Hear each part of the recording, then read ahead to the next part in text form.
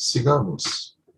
E aí nós ainda temos as divisões internas, né, que a gente vai, principalmente no movimento espírita carioca, que era o mais expressivo do Brasil, no final do século XIX, passava por uma aguda crise. Além das perseguições que a gente acabou de ver, havia uma falta de união entre as diversas correntes do pensamento entre a comunidade espiritista.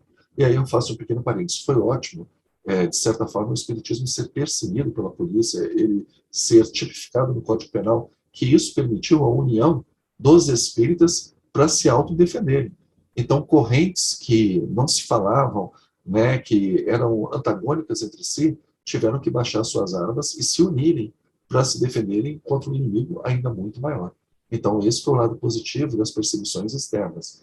Né? Mas, infelizmente, isso ficou fermentando, né, debaixo da terra. E o Canuto de Abreu, esse grande pesquisador, sugiro a leitura que ele tem sobre a biografia de Bezerra de Menezes, que ele fala sobre boa parte do seu livreto, ele fala sobre as origens do espiritismo no Brasil. Ele diz que em 1892 a situação de paralisação era preocupante. A febre vivia uma guerra intestina entre místicos e científicos. A fraternidade não se reunia mais por falta de número. A acadêmica se resumia a alguns caixões guardados no armazém e não se falava mais do centro. A união era apenas um título. Então, aí o Abreu, né, o Canuto Abreu, ele fala que os espíritas puros eram que acreditavam, os que aceitavam o livro dos espíritos e o livro dos médiuns. Os kardecistas eram o grupo que defendia o Evangelho segundo o Espiritismo e a moral cristã, né, e as outras obras de Kardec. Aí a gente vai ter também os científicos, e entre os científicos a gente vai ter os psiquistas, ocultistas, kardecistas, ou seja, aqueles que defendiam o evangelho, a moral cristã, etc. E nós vamos ter os místicos, e aí entre os místicos, os misteristas, os feministas e os teosofistas, que eram aqueles que defendiam principalmente, né, se notabilizaram por defender as obras de Rustem. E os que não eram nem uma coisa nem outra, depois se chamavam de espíritas puros. Né? E os místicos reivindicavam a preponderância do fator religioso sobre os demais. Foi esse grupo que vence, né, aqui no Brasil, mas para vencer teve que abrir mão, pelo menos de forma ostensiva, dos 4 evangelhos de Rustem. A gente trata isso mais para frente. Dada a sua forte influência católica, principalmente em defesa dessas obras do Rustem, né, os místicos acabaram se sobressaindo.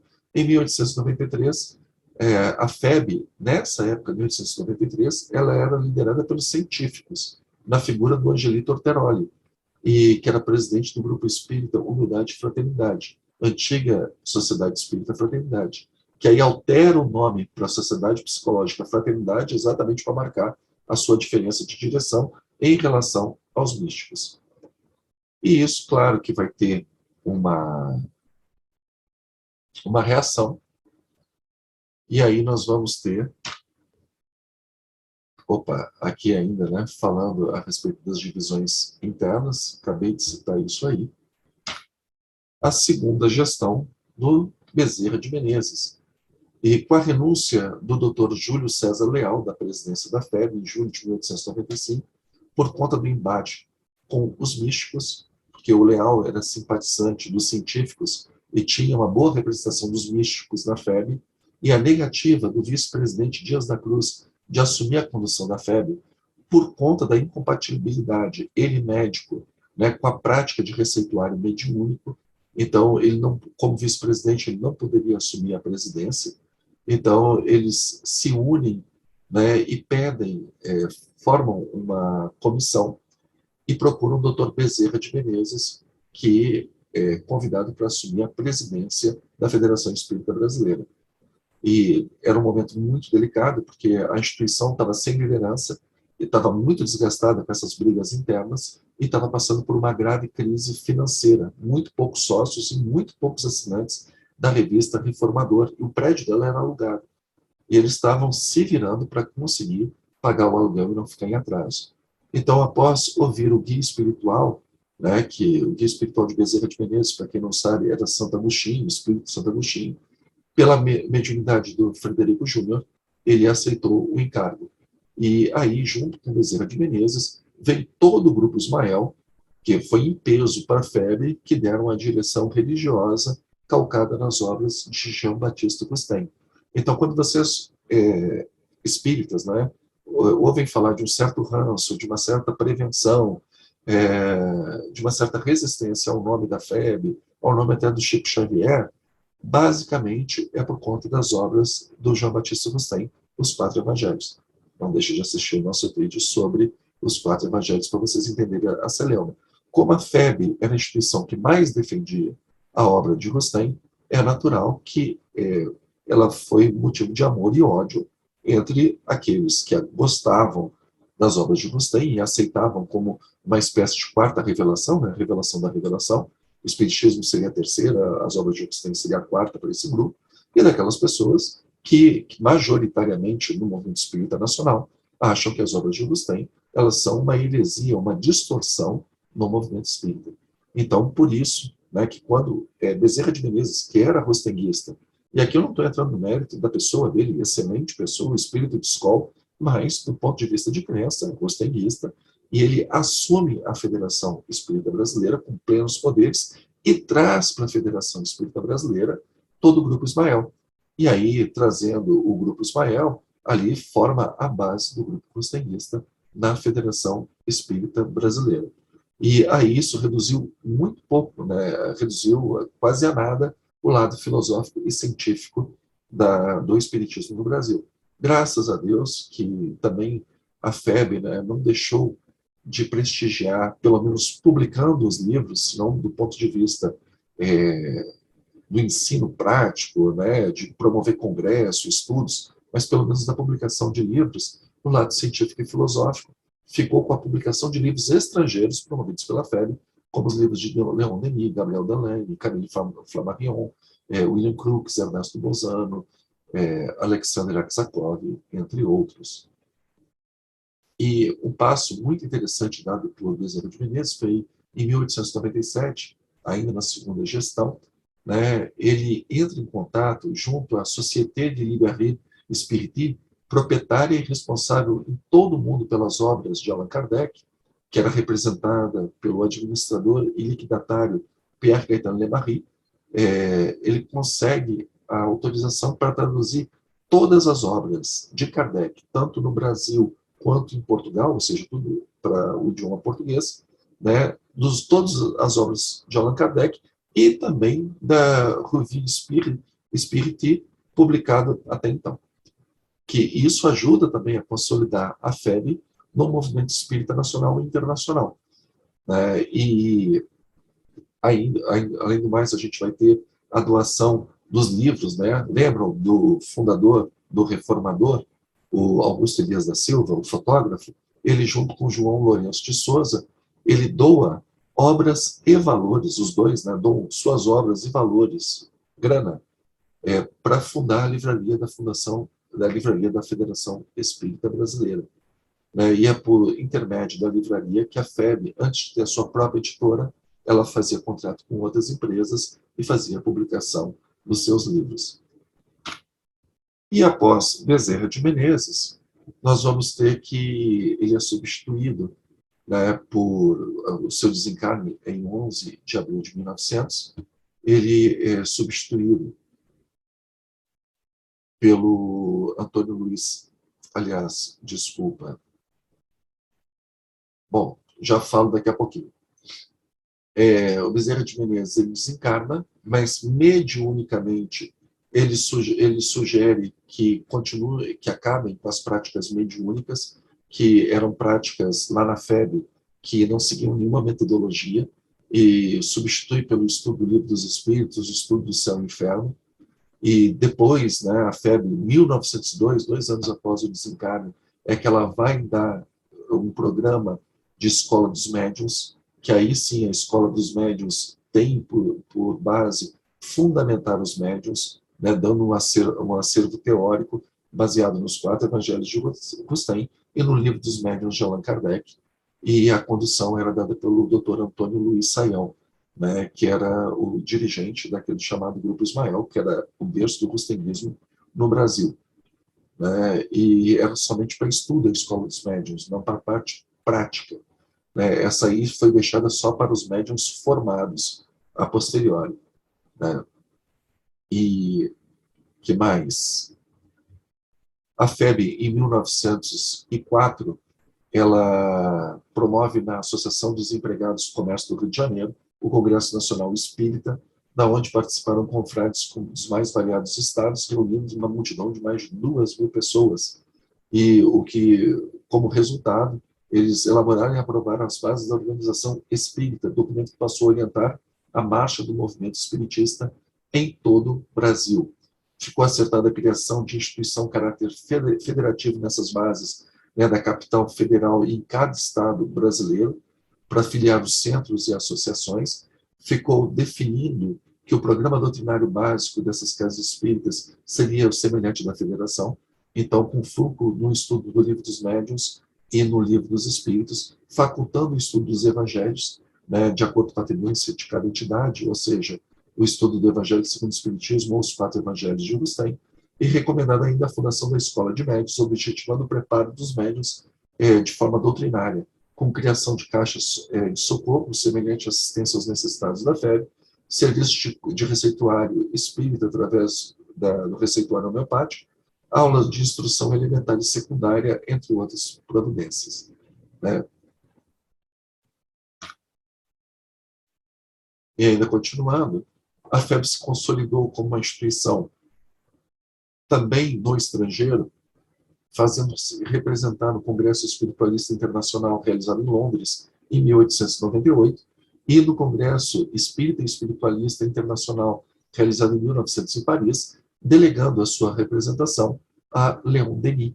Então vejam, né, quem representa a Federação, quem representa o Espiritismo brasileiro no exterior? A Federação Espírita Brasileira.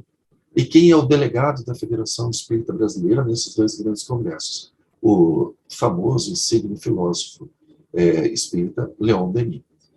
Em 1920, o médium Albino Teixeira, em sessão realizada em 9 de março na sede da FEB, recebeu uma suposta mensagem do Espírito de Verdade, na qual ele teria afirmado que a árvore do Evangelho, plantada há 2.000 anos na Palestina, eu a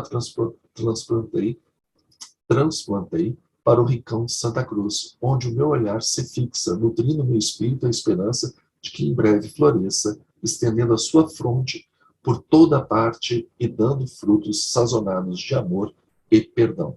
Onde é que nós vamos encontrar também esse transporte da árvore do Evangelho?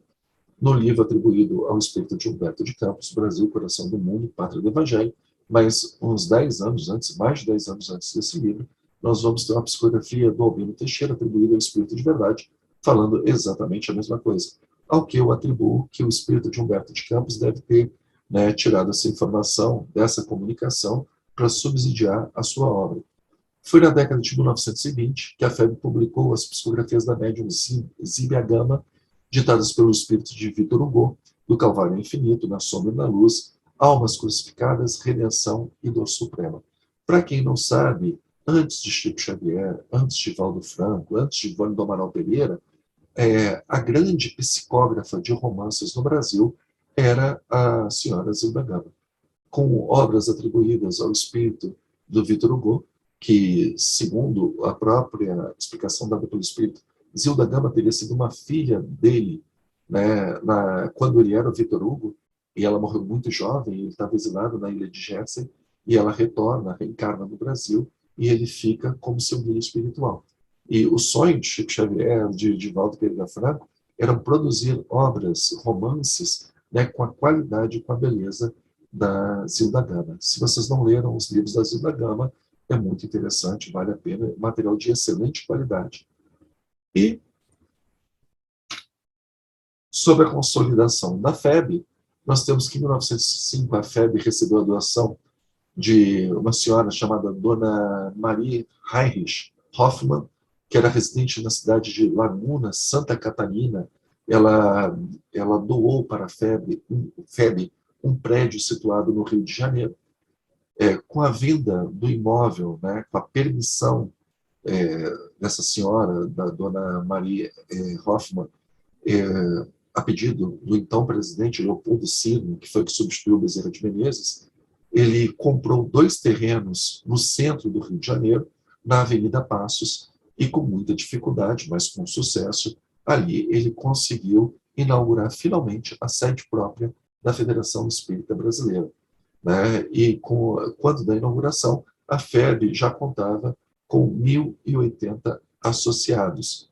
Em função do serviço assistencial, a FEB recebeu da Prefeitura do Rio de Janeiro, conforme nós já falamos em 1934, o status de utilidade pública. Isso ajudou a legitimar ela tanto na sociedade quanto no movimento espírita.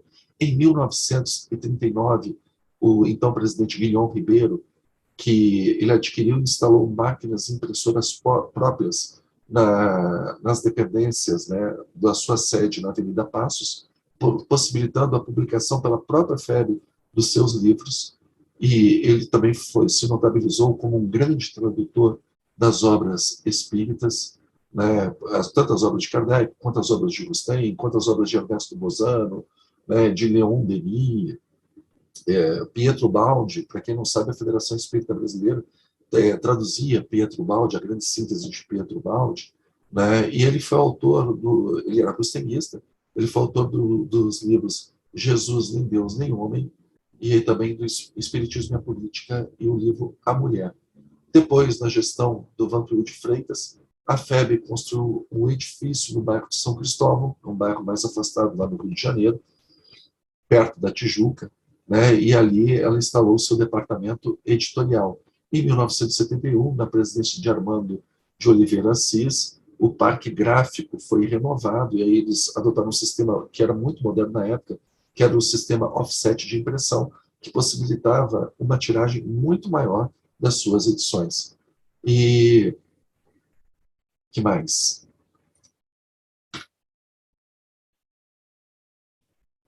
Foi na gestão de Manuel Quintão que a FEB se aproximou do então jovem Chico Xavier, mas foi sob a presidência de Guilhom Ribeiro que aquela federação começou a publicar as psicografias de Chico Xavier, sendo a primeira o livro Parnaso do Além do Túmulo, de 1932. Em julho de 1944, né, já tinha publicado 5 obras do então espírito Humberto de Campos. Aí houve o processo movido pela viúva do Humberto de Campos, a dona Catarina Virgulino de Campos, que ela queria parte dos lucros, parte da receita desses livros. Não teve ganho de causa, o ganho de causa foi dado à FEB e ao Chico, né? Isso a gente vai encontrar os detalhes dessa pendenga jurídica no livro do advogado da causa pela Federação Espírita Brasileira, o Dr. Miguel Timpone. O nome do livro é A Psicografia ante os Tribunais, né? E depois disso, o espírito de Humberto de Campos não escreve mais com o seu nome, adotando um pseudônimo que é o de Irmão X. Então, a partir desse problema jurídico, ele mesmo ganhando, né, mesmo a FEB e o Chico Xavier ganhando na justiça, eles utilizam o pseudônimo Irmão X para o espírito de Humberto de Campos. Mas a FEB, conforme, e depois, né, além disso, a FEB trouxe também para sua instituição, além do Chico Xavier, pessoas de grande prestígio, como o Divaldo Pereira Franco e a médium Ivone do Amaral Pereira, que são figuras reconhecidas, respeitadas no movimento espírita nacional. Então, acabou tendo uma confluência, né, de fatores muito felizes para a FEB e muito felizes para esses médiuns, porque a FEB era reconhecida como a grande liderança institucional do movimento espírita, e esses médiuns, abrigados no seio da FEB, eles acabam se legitimando, e através das suas vidas e através das suas obras, também acabam legitimando a FEB. E isso a gente vai ver consagrado, né, no livro Brasil, Coração do Mundo, Pátria do Evangelho, onde o espírito de Humberto de Campos diz que a Casa de Ismael é a FEB e foi fundada na espiritualidade antes de ser fundada na Terra. Então, uma visão muito própria do Humberto de Campos sobre todo esse movimento que a gente acabou analisando aqui. Mas nem tudo são flores, também houve oposição à FEB. A gente vai falar rapidamente. O Congresso Constituinte Espírita de 1926 teve por objetivo, né, fixar a organização unificacionista, modelar e criar uma entidade federativa de âmbito nacional. Vejam, né, já existia a FEB em 1884. 1926, né, ou seja, 40 anos depois, eles queriam uma entidade, porque não entendiam que a FEB representava o movimento espírita nacional por conta da sua adesão às obras de Rubinstein, né? E eles criam um congresso constituinte nacional, né? E aí contou com várias instituições, né, participando, e ali foi decidida a fundação da Liga Espírita do Brasil, que praticamente era uma federativa para competir com a FEB, né, que aí acabam tendo duas federativas representando o movimento espírita nacional. Uma é a LEB, Liga Espírita do Brasil, e a outra é a FEB, Federação Espírita Brasileira. Né? E aí a gente vai ver que um dos seus presidentes, né, foi fundado em 1927, e o seu primeiro presidente, Leôncio Correia, um famoso advogado, escritor, jornalista paranaense. A gente vê que o cara não é fraco, tem até um selo comemorativo dos seus 100 anos, né, que foi o primeiro presidente da LEB. E, posteriormente, por conta dessa rixa, eles vão decidir, de uma forma muito interessante, pelo Pacto Áureo. Né? O que aconteceu? Houve a criação na Argentina de, de um centro espírita pan-americano, né? É um Congresso Espírita Pan-Americano, chamado CEPA. E a CEPA teve a primeira reunião em Buenos Aires. Em 1949, ela faz o seu segundo encontro no Rio de Janeiro. E no ano de 49, eles fazem esse congresso no Rio de Janeiro, e ali, com representações de espíritas praticamente do Brasil inteiro, né, o Arthur Lins de Vasconcelos, então presidente da Federação Espírita do Paraná e vice-presidente da LEB no Brasil, né, da Liga Espírita do Brasil, eles promovem uma reunião com o presidente da FEB, o Vantuil de Freitas, com o objetivo de que a FEB não estava participando do congresso da CEPA. Né? Ela não estava nem um pouquinho satisfeita com as críticas que ela recebia. E eles estavam pensando em como acabar com essa cisão no movimento espírita brasileiro. E, a partir daí, a Confederação Espírita Brasileira e o Conselho Federativo, a partir daí, a FEB e os representantes da LEB, eles se encontram para ver o que eles podem fazer para unir os espíritas. E, curiosamente, eles tinham vários pontos que eles queriam que a FEB aceitasse, e quando eles fazem a reunião em 5 de outubro de 1949 com o Vantuil de Freitas, que era o presidente da FEB, magicamente, o Vantuil de Freitas apresenta 18 itens que basicamente incorporavam tudo aquilo que esses confrades da LEB estavam querendo em relação à unificação. E por que eu falo magicamente? Porque como a FEB não estava participando do Congresso, em tese não teria como ela saber quais eram as reivindicações desse grupo. Mas Vantuil, que não era bobo nem nada, era um homem muito bem articulado, ele já sabia dessas reivindicações, se antecipou e apresentou esses 18 itens para esses confrades, que ficaram assim embevecidos, acharam, né, de uma maneira muito até ingênua, né, que era a participação da espiritualidade, dando para eles todo esse aval do mundo espiritual para que eles se encontrassem e assinassem um termo de um pacto de cavalheiros, e foi isso que eles fizeram. Só que eles assinam esse pacto de cavalheiros com um problema que eles não perceberam na sua devida dimensão. É que uma das reivindicações seria a criação de um Conselho Federativo Nacional. E esse Conselho Federativo Nacional abarcaria todas as federações e todas as entidades espíritas. O que o Vantuil de Freitas fez? Ele pegou esse conselho e submeteu à FEB. Então, o conselho seria parte integrante da FEB, estando a FEB subordinada, e não a FEB subordinada a esse conselho. E eu, talvez, não sei se esses senhores foram ingênuos, ou estavam extremamente entusiasmados, ou de caso pensado aceitaram, para evitar um desgaste que já vinha, né, acontecendo há quase um século, resolveram assinar, e aí ficou definido que o Conselho Federativo Nacional ficaria subordinado, de acordo com a ideia do Vantuil de Freitas, à FEB. E aí, encerrando essa disputa de décadas, eles fizeram um acordo de cavalheiros que acabou ficando designado, né, pelo Arthur Lins de Vasconcelos como Pacto Áureo.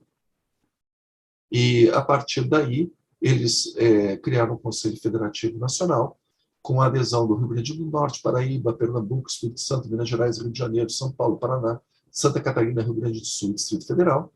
E eles fizeram uma caravana, chamada Caravana da Fraternidade, para visitar outros estados e pegar a adesão, né, com os confrades Lins de Vasconcelos, Luiz Burgos Filhos, Carlos João da Silva, Francisco Spinelli, Ari Casardi, Leopoldo Machado, pegar também a integração das entidades espíritas do Nordeste e do Norte, que não haviam assinado o Pacto Áureo.